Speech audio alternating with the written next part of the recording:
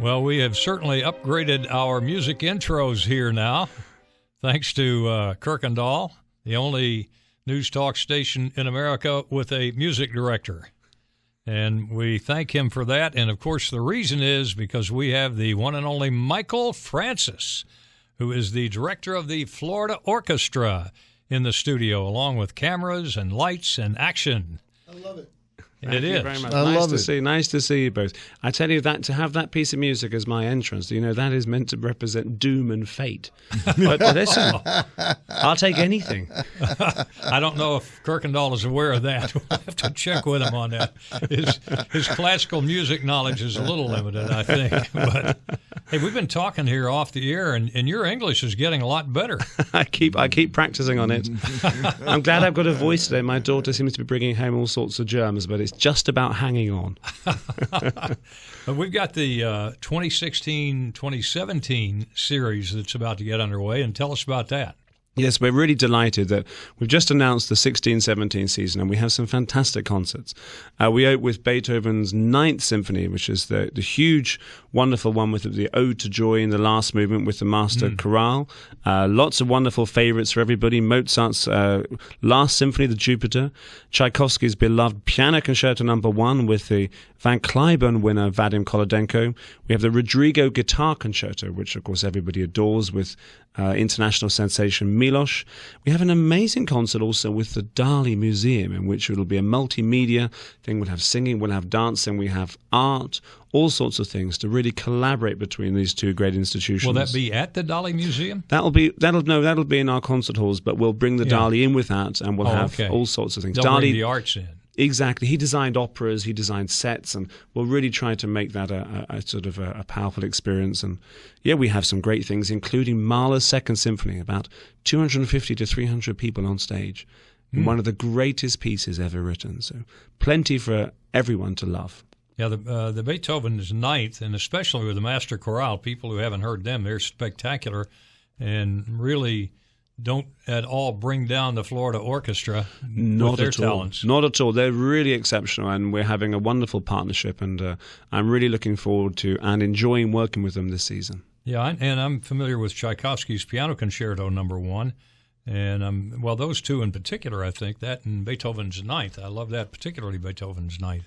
It's great, and what we're doing is we're pairing these fantastic pieces with slightly lesser-known pieces. So with the Beethoven, we pair it with a wonderful piece by a French composer, Poulenc, his Gloria. So people get to have something they know so well, but also be introduced to a new piece as well. So we think that's always a healthy balance. When are you going to be doing the tribute to David Bowie? David Bowie, that is coming up very soon in February, isn't it? Next February. Yeah, Next February yes. 2017. That's right. Yeah, thank you very much. Yes, and that's going to be with all his great things: Space Oddity, Cha-Cha-Cha Changes, Under Pressure, Fame, China Girl, and that seems a very appropriate concert, sort of in tribute to this wonderful British artist. So I have to wait a year for this now. I'm afraid so. Let's hear the changes again, the way you say it. What? Changes. Can I just say on record that was Ted singing and not me? I just want that out there. You definitely want that known for sure. But and one of the great things about it is the fact that you have conversations with the audience at most of these concerts and explain the kind of things they're going to hear, and even for people who have a very shallow knowledge of what they're about to hear, they have a pretty full knowledge once they do hear it. Yes, we do two things. I mean, I always give a pre-concert talk an hour before for about half an hour, which we really go into detail about the pieces. And they have grown. They started off with about 50 or 60 people. Last weekend we had 600, 700 people there. So that's really exciting at each venue. But often during the concert, if it's a piece I think the audience perhaps don't know as well, for example, we just performed Vaughan Williams Symphony No. 6, an English composer. I'll introduce it, and then it helps people just to know where they are in the piece and to understand what's going on. And we seem to get a great response from people really enjoying being able to listen deeper to the music. So please don't ever feel intimidated by the pieces. Even if you don't know them, I'll often talk about them, and at the end you'll hopefully be rewarded. Oh, yes. Yeah, you will be rewarded, I'll guarantee. I think I've asked you this before, but what's your favorite? Oh, well, actually, the one you started with, Beethoven 5, that one always does it for me. Oh, you do? Yeah. Well, maybe Jeff does know something in here. Maybe I see myself as the Grim Reaper or the Voice of Doom. Who knows? But that piece is a wonderful one. How large is the Florida Orchestra? How many pieces do you work with? The musicians, we have 66 members, but we often expand up to about 80, sometimes even 90.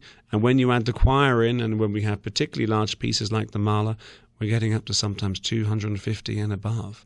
So on stage, it can be a really huge, incredible experience.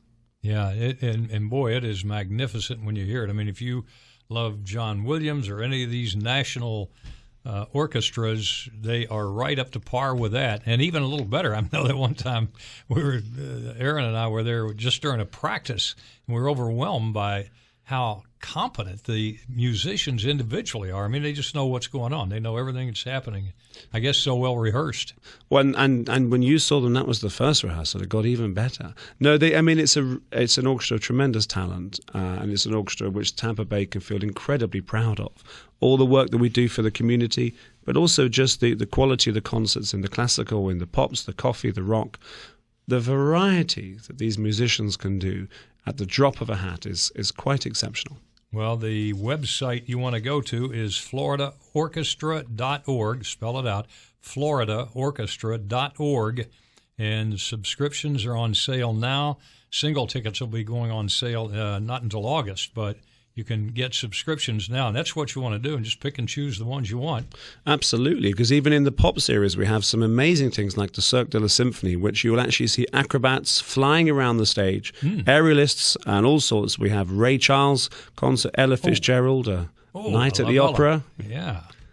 And we have a lot of stuff. And even this weekend, we have a great concert. We have Brahms' most famous Symphony No. 1, and with a very jazzy concerto by Ravel. So if you want to come and hear a lovely concert this weekend, we welcome you. Tickets are still only $15. And, of course, with our classical kids program, if you're under 18 and with your parents, you come for free. You ever do Ravel's Bolero? FloridaOrchestra.org is where you go here. But Ravel's Bolero, I love it. I love it too. Yeah. It's 7:49, and we're going to the newsroom now, and John Conrad.